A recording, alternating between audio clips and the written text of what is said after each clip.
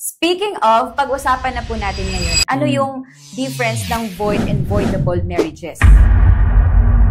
Ano ba ang definisyon ng paghihiwalay dito sa Pilipinas? Maaring walang bisa, simula umpisa, maaring may bisa, tapos papawalang bisa, or maaring hiwalay lang.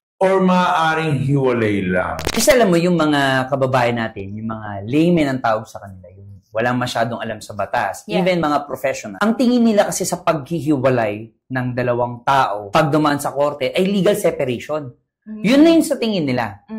Pero marami kasing aspeto o maraming pamamaraan para mawawalang bisa ang isang valid na kasal. So yun talaga, in definition, is talagang maaring walang bisa, simula umpisa, maaring may bisa, tapos papawalang bisa, or maaring hiwalay lang. Kasi ganito, yung mga pari, mga pastor, o mga other religious members na pinapayagan ng kanilang simbahan or ng kanilang ministry, magkasal. Ito strict nito. Oo, kasi dapat talaga meron silang authority to solemnize. Otherwise, kung wala silang authority, then yung pagkakasal nila ay walang bisa. Void na naman. Happy Tuesday, mga Tuesies! Welcome to the 4th episode of Case in Point, Kwentuhang Buhay at Legal With Miss Chai and Attorney A. Siyempre, ngayon po ay always po Tuesday dito sa atin. Yes. Kasi, di ba, Attorney? Bakit nga ba Tuesday? Kasi we want you to always choose to be happy, choose to be kind, you know, para, alam mo yun, it's a matter of choice. Life is a matter of choice. Well, tama nga naman yun. Kasi tayo sa ating buhay, hindi dapat padalos-dalos. Exactly. Kasi baka mamaya yung mga kilos natin ay merong mga legal consequences. Exactly. Pero before tayo pumunta dun sa legal consequences, ang gwapo mo, Attorney. Annyeonghaseyo, Pani. Kamsamita. Ang gwapo mo, parang kang Koreano. Feeling lang. Trying hard. Parang mukhang bata. Apaka-pogis. Nako, mga Tuesies, napaka-special po ng ating segment or ang ating episode today kasi hindi tayo magbabasa ng kwento, Attorney. Kasi may nag-email sa atin. Talaga? At may special request siya na dapat nating tatalakayin. Ay, nako. Bago tayo tumuloy dyan, babatiin ko muna yung asawa ko sa nag-suggest ng aking susuotin daw ngayon kasi special daw tayo ngayong araw ulit. Thank you, Ma'am Sola. Thank you. Ang galing mo, ang galing mo na fashionista. Ang galing mo. So, yun na nga, Attorney, may nag-email sa atin. Gusto niyang pag-usapan natin yung void, voidable, at legal separation. Ang bihira naman yung email niya. Ang hirap naman yung tanong, sino ka man? Ay, nako, wala akong masabi. Na-email na eh. Mahal ka namin. Pinili nyo pa. O sige, kaya ngayon, itong mga ating followers, mga viewers, keep sending your emails para kung ano yung mapili natin dyan na possible makarelate yung ating mga kababayan at matalakay natin at mahimay natin dito sa ating Case in Point program. Exactly. Ang kagandahan dito sa kanyang request na pag-usapan natin, kasi Attorney, most of the time, marami ang nalilito sa nullity of marriage, annulment, legal separation, parang naiisa. Yes, tama. Kapag na-separate sila, annulled na kami. Pero ang ginawa pala ay legal separation. Alam mo yung mga ganun. So, natin. So, antabayanan niyo po yung mga pag-uusapan namin mamaya. And syempre, hindi na tayo magpapatumpik-tumpik pa. Mag-start na tayo ng ating topic today. Ay, grabe. Hirap. Okay, sige. Okay. Let's go. Start tayo, Attorney. Doon muna tayo sa napaka-basic. Ano ba ang definisyon ng paghihiwalay dito sa Pilipinas? Kasi alam mo, yung mga kababayan natin, yung mga laymen ang tawag sa kanila, walang masyadong alam sa batas, even mga professionals. Ang tingin nila kasi sa paghihiwalay ng dalawang tao, pag dumaan sa korte, ay legal separation. Yun na yung sa tingin nila. Pero marami kasing aspeto o maraming pamamaraan para mawawalang bisa ang isang valid na kasal. So, yun talaga. In definition, is talagang maaring walang bisa, simula umpisa, maaring may bisa, tapos papawalang bisa, or maaring hiwalay lang. Ayun. So, yun yung tinatawag natin na void ab initio. Tama ba? Yes. Pag sinabi natin void ab initio, ito kasi Latin yan eh. Void, ibig sabihin ng ab initio, from the very beginning. Walang bisa daw, simula umpisa ng magkasal. Interesting yun. Kasi yung mga kasal pala, alam mo yun, may seremonya, tapos akala natin, alam mo yun, na this is really valid kasi may ceremony and all, may witness, tapos pwede pala siya maging void ab initio because of certain grounds. Yes, tama Ayan. ka doon. Speaking of, pag-usapan na po natin ngayon, ano yung difference ng void and voidable marriages? Okay. Ay, talaga yung, may nag-email. Next time, wag naman yung ganito ka-komplikada. Okay. Yeah. From the word itself muna tayo. Void. Wala talagang visa. Okay? Pag sinabi natin voidable, valid until annulled. So, may visa talaga siya. Tapos, dahil sa certain grounds, mapapawalang visa. Okay? Get my point. Ulitin natin. Void, wala talagang visa. Simulang umpisa. Voidable, may visa. Pero dahil may certain grounds, mawawalang visa yung kasal. Yun ang pinagkaiba muna ng dalawa. Anong grounds nun, attorney? Okay. Pag sinabi kasi nating void, example, halimbawa, walang marriage license. Yan. Kinasal na walang marriage license, pero hindi siya nagfo-fall sa mga certain exemptions. Bigyan tayo ng isang halimbawa. Halimbawa, merong nagsasama, exclusive, walang legal impediment. Matagal na, 5 years or more. So, ito, pwede silang mag-file ng joint affidavit na talagang sila ay nag-cohabit. Or ibig sabihin doon, joint affidavit of cohabitation. Live-in. Oo, live-in sila for 5 years na exclusive, walang kasal sa kanila. And ito ay isa sa mga basihan para maging exempted sila sa pag-secure ng marriage license. Kasi pag wala marriage license at nakasal, void ang kasal.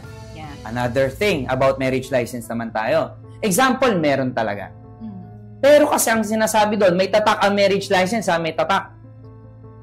Valid for 120 days lang.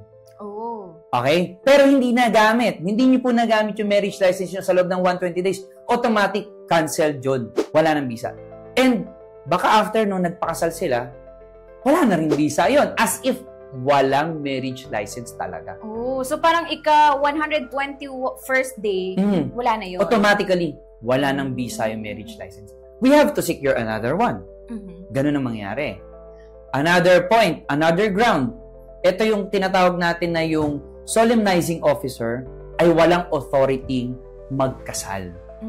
Or to solemnize marriage. Anong ibig sabihin nun? Example, kasi ganito yung mga pare, mga pastor, o mga other religious members na pinapayagan ng kanilang simbahan or ng kanilang ministry magkasal.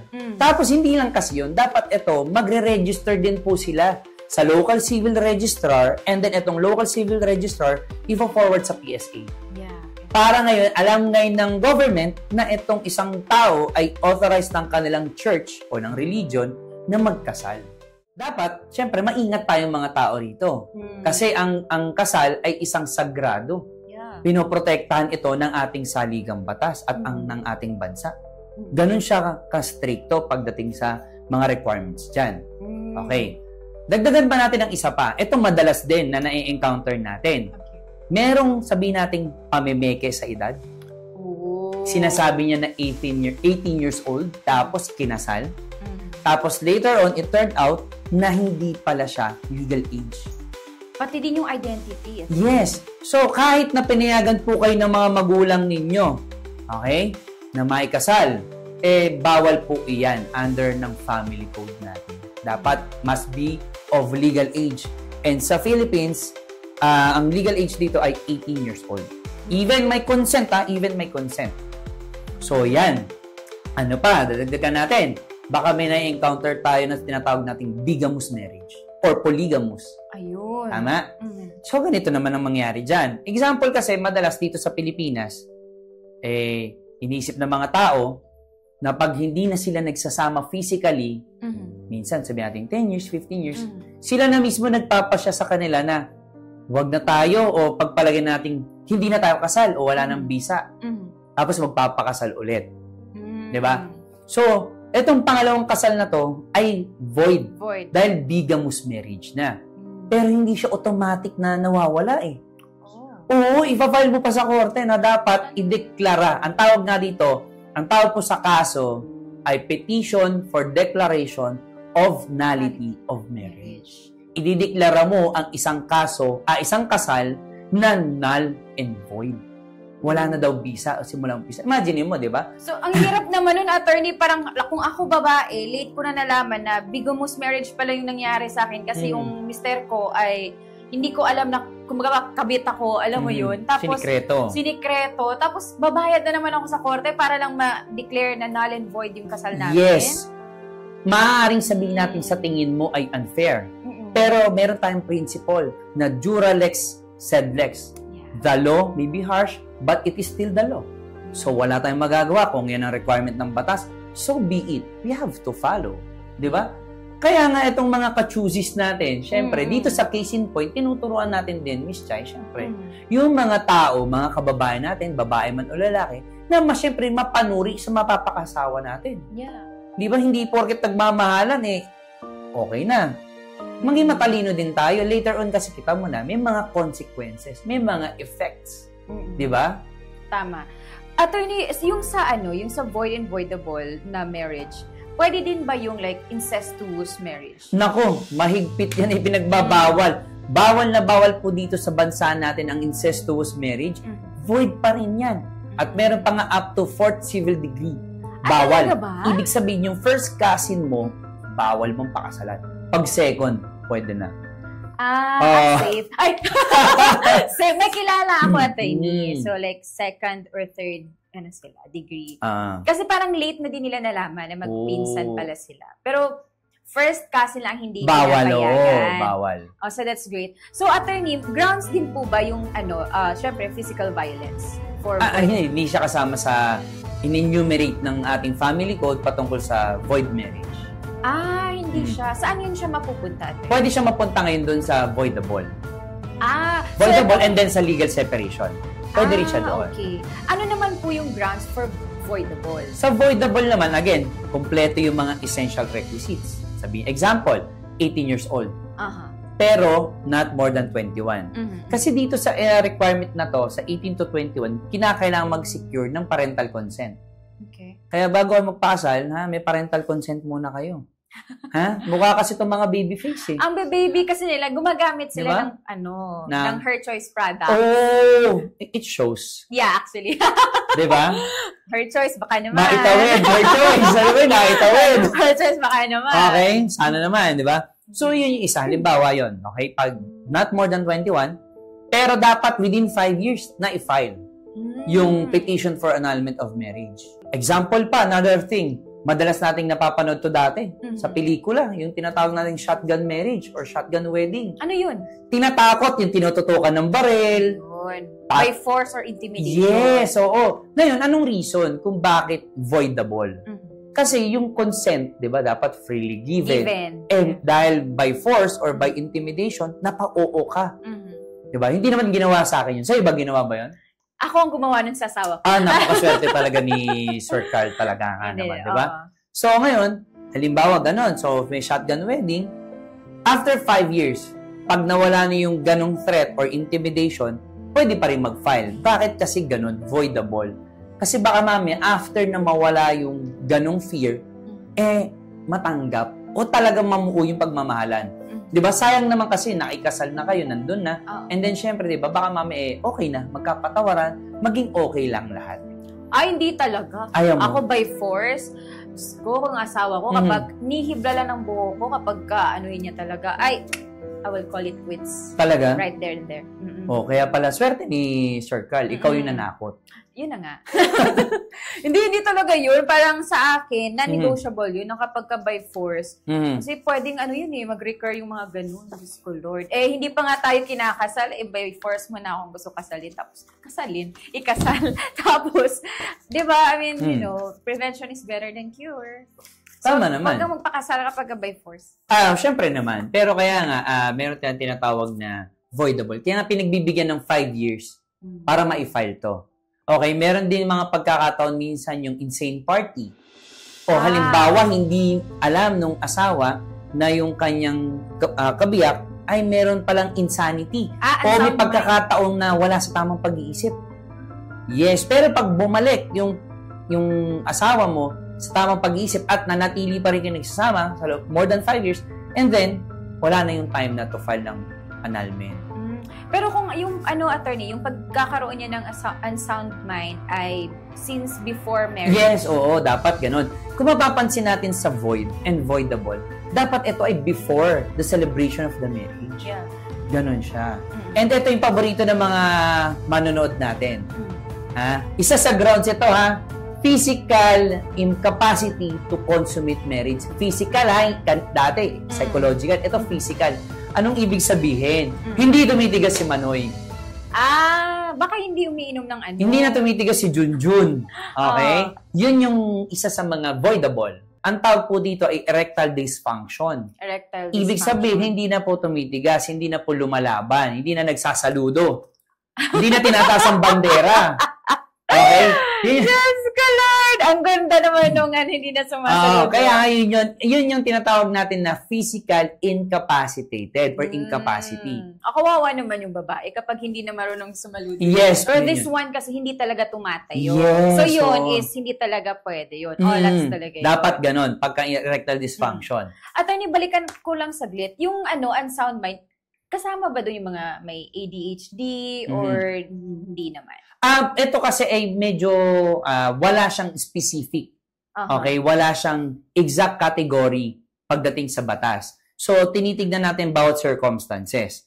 Pero kasi kung etong ADHD ay i-considered pagdating sa korte, sa assessment ng korte, and kung may support din ng mga experts dyan, psychologists or psychiatrists, kung sasabihin nila itong ADHD ay talagang pwede na magkakos ng unsoundness ng isang tao o doon na develop, then pwedeng maging ground. Kasi merong ibang may mga nakilala ako, Miss Chay, they are considered or classified or diagnosed to be a person suffering from ADHD and yet matatalino.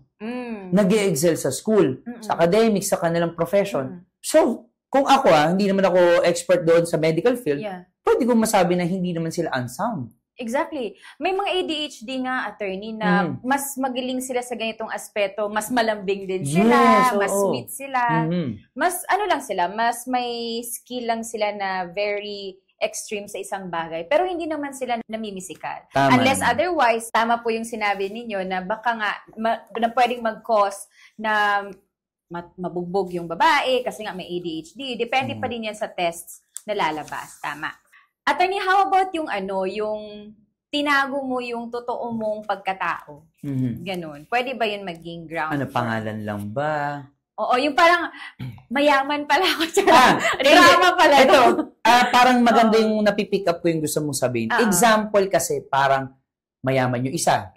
Tapos pakakasalan dahil sa kayamanan. Pwedeng ganon. Parang sabihin natin, pwedeng ground siya for voidable. Kasi para kami fraud na scheme Darang gusto mo siyang lokohin in order na makuha mo o magkaroon ka ng share sa yaman ng asawa. Pwede natin ganon yung approach. Di ba? So, yun. Kasi meron siyang categorically na nilay down yung batas pagdating sa fraud. Kunwari, yung isang asawa ay nagsasuffer talaga sa incurable sexually transmitted disease. So, yun. Pwede yun dahil tinago mo. Another thing, yung sabihin na lang natin na alcoholism. Alcoholic or drug addicted na tinago niya before the celebration of marriage. Yun, yung mga ganong kind of fraud ang in-specify ng ating batas. Ayun, attorney, gusto ko lang bigyan ng diin. So, pwede ka makipag-anal kapag ang asawa mo ay may sexually transmitted disease. Incurable, Incurable. Take note.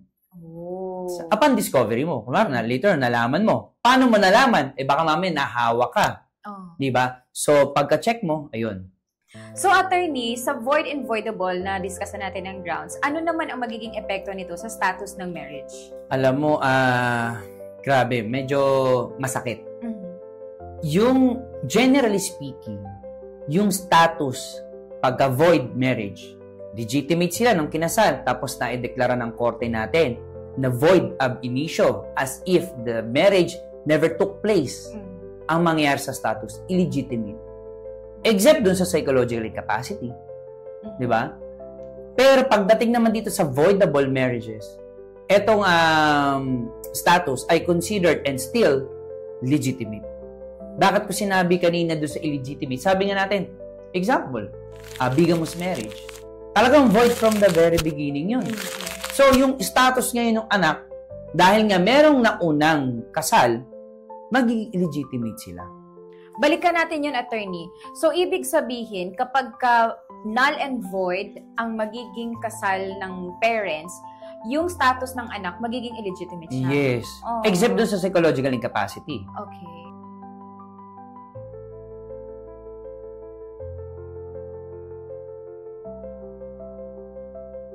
Okay? Pagdating naman dun sa voidable, mareretain nila yung status na legitimate children sila. Yung mga anak, wala tayong sasabihin muna, lahat ng anak, whether legitimate or illegitimate, they are considered and treated as compulsory heirs. So in other words, para po sa inyo to, lahat po ng anak may mamanahin. Regardless kung anong status mo, kung legitimate o illegitimate, lahat po may mamanahin. Magkakatalo lang po ito, Miss Chai, at para sa ating manonood, yung amount ng sharing. Kung sa legitimate ay 100%, ang sinasabi naman ng ating batas, 50% lang daw makukuha ng illegitimate child. Oh. So at least hindi pa din unfair sa kanila. Meron hindi talaga. Rin. Bakit sa tingin mo ba? Bakit kaya 50% lang sa illegitimate child? Anak din pala, sabi ko nga kanina, compulsory heirs. Kasi ganito po yan, kaya 50%. Ibig sabihin po niyan, kaya sila 50%, hindi kasi tinotolerate o hindi pinopromote ng ating batas ang magkaroon ng illegitimate children. Yun talaga ang katotohanan na kwento dyan. Diba? Otherwise, siyempre yung mga tao, anak na lang nanganak. Exactly. Total, equal lang naman pala. So, bakit pa rin kami magpapakasal kung equal lang din pala? Diba? So, wala naging difference ang kasal at sa hindi kasal. Papipiliin din yung anak Kanino ka mag-i-stay? O, di nasa yung anak, baka pwede bigyan natin ng continuous support hanggang magkaroon majority age, hanggang sa legal age, o hanggang sa, sabihin na lang natin, magkaroon ng income yung spouse na in charge dun sa pangangalaga ng well-being. I see. So, ang kosto din ng bata talaga ay nakadepende. Depende sa choice ng bata. Pero, halimbawa, ito maganda. Pinili ng bata. Halimbawa lang, ako, yung tatay. Tapos, sa tingin ng korte, yung paramount interest or the well-being of the minor, hindi magiging maganda doon sa pinili. O pwede pa rin iutos ng korte na doon sa capable na magulang. Kasi ang titignan natin dito, Miss Chai, yung paramount interest or yung well-being ng minor. I see. Kapag void marriage, attorney, they are free to remarry. Tama? Free na talaga kayo magpakasal. Ayun. And even also sa voidable marriage, pag na-annulled na walang visa na yung kasal, pwede na po kayo magpakasal ulit. Usually, attorney, kapag ka magpapa-void and magpapa-ano ka ng kasal, mga ilang taon or ilang months ba? Actually, walang months. Dito sa ating Philippine setting, judiciary natin dito, medyo matagal. Kasi, pag-file pa lang ng petition, it will take around several months na. Kasi, depende sa grounds. Sa pag-compile natin ng mga ebidensya, tapos, check pa yan ng korte natin na ngayon napaka-stricto. Titignan nila, may basihan ba? Kulang ang ebidensya? Babalik sa'yo yan. Pwede magkaroon pa ng tinatawag nating clarificatory hearing. Baka mamaya wala palang basis. We're just wasting the time of the court at pati yung resources. So, hindi basta-basta. Kaya nga, pag meron pong nangangako, Miss Chai, non-appearance o kaya less than 1 year, wag po kayo maniwala. Scam yun. Hindi po totoo yan. Mahigpit po ang ating Korte Suprema pagdating dyan. Minimum po, mga 3 years. Hindi natin masasabi. Wala talagang exact kasi nga, depende. Halimbawa man, unavailability ng judge kasi nagkasakit, nagkaroon ng seminar, o kaya naman yung abogado, pag sa schedule, nagkasakit ako, o kaya yung witness. So, maraming factors talaga. O kaya yung public prosecutor. Ayun. Thank you so much, attorney. Ang dami namin natutunan sa iyo. Alam na namin kung ano yung mga grounds para maging void ang marriage, no? Alam mo, meron pa akong interesting na malaman. Yun yung, or curious ako malaman yung anong mangyayari sa properties or conjugal properties. Pero sa susunod na yan na pag-uusapan natin. So, ayan mga Chusies, maraming salamat sa inyong panonood sa amin ngayon. Ano yun? Ano yung tanong? O kaya, mag-e-end na sana. Mag-e-end na kami. Mag-e-end na sana ako. Pero Okay, Sige na. May message lang po tayo. Hihingi pa daw po ba kayo ng financial assistance sa partner nyo after nyo makipag-anal or legal separation sa kanila? Lalo na kung meron po kayong maraming anak. No. Yes. Ako. Ikaw muna, no. Ladies I mean, first. ako kasi, no. Kung ako no, kung eto na yung estado ko sa buhay. Yung kaya ko na siyang, alam mo yun, buhayan ng mga anak ko. Pero yes, if wala akong pera. Ito ginagaya mo yung sagot ko, biglang copy. Pwede bang copy-paste Wala, sa'yo? panindigan mo yan. Pwede bang copy-paste? Hindi pwede. Ako yes naman kasi ganito. Isa-set aside muna dapat nung magulang yung kanyang pride or yung kanyang feelings for the sake ng children. Di ba? I-maintain mo na, sige, hiwalay na tayo, hindi ako hihingi. Magsasuffer dun, hindi naman yung magulang, kaya na natin eh. But yung anak. Kaya I go for the yes. Sige, yes na nga lang. Yes na nga lang. Okay. Para may pera ako. Ay, meron pa. Ano ba naman to? Sige. Nalaman niyo po na meron pala siyang ginagawang criminal behind your back. Hiwalay ko po ba? Automatic yes. Hindi Sabi sa mahihiwalay mga yan. ganyan eh. Hindi mahihiwalay. May krimen na ginawa Depende yun, sa krimen. attorney. Depende sa krimen. Innocent ba? Di ba? Depende sa krimen muna. Example naman yung krimen, sabihin na lang natin. Illegal possession ng kung ano man. Ano yan? Hindi pa rin. Kaya ko'y tuloy. Alam mo, ang galing mo. Jamming sila, jamming. Lawyer ka talaga. Pero ako kasi kapag ka-krimen, ibig sabihin yung parang the degree of the crime committed was really severe. Serious. Oo, and serious. Hindi naman, hindi naman. Pero syempre, matic, yes. pero kung when it comes to baka yung krimen ay infidelity, talaga namang hindi ko na babalikan. Hiwalayan ko na. Baka pa... Ano yun?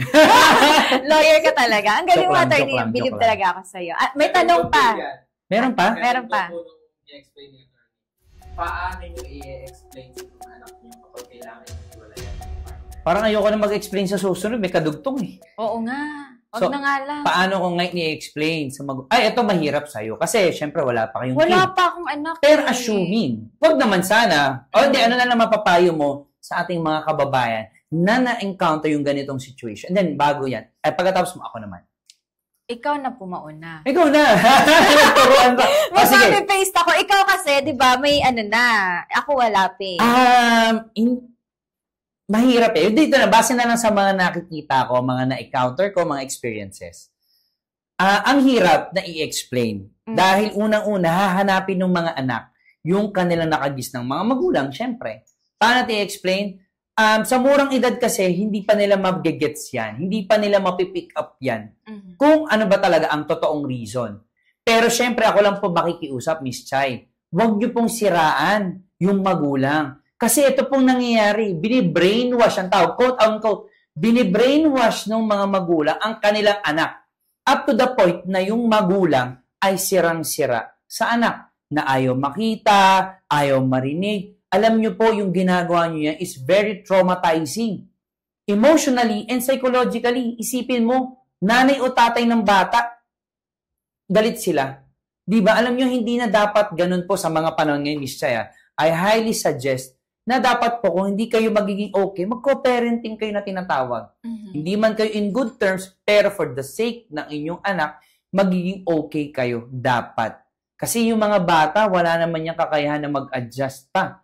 Unlike sa mga adults na, kagaya natin, kayang-kaya natin iset aside yung mga yan, makapag-isip rationally, logically, para sa benefit o sa mga makakabuti ng ating mga anak. Yun po yung aking pakiusap at panawagan. Ayun. I-copy-paste ko na lang po yung sinabi. Ayan. But anyway, ako naman, mas mainam pa din. Ako, kung ipapaliwanag ko sa anak ko, I will be transparent. Pero tama yun, attorney. Hindi ko sisiraan yung tatay. Sasabihin ko lang yung totoo na nang babae siya. Sige, sa tamang panahon. Siyempre, tama naman. Ang hirap eh. Pag 18 years old, nasa tamang ulirat naman yung anak ko, i-explain ko talaga sa kanya. Hindi naman, actually, hindi naman eh. May, kahit yung mga 15, 16, may mga matured na rin mag-isip na naiintindihan na nila. Di ba? Kasi, kunwari lang, mga minors pa talaga, formative years, tapos sasabihin mo ng bababae or ng lalaki, vice versa, parang nagkokos yun sa kanila ng trauma na ito yung nanay ko, bakit may iba akong nanay pa o yung tatay ko may ibang kasama pa? Or ito yung tatay ko, Tapos may iba pang tatay na ini-introduce sa akin. Yeah. 'Di ba? Ang hirap nun talaga sobra. Yung bata, mako-confuse.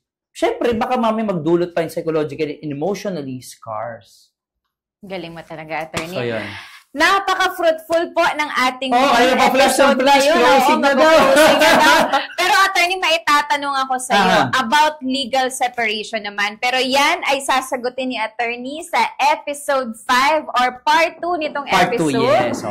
There you have it, mga choosies. This has been your host. I am Miss Chai. I'm Attorney Ace. And this is Case in Point.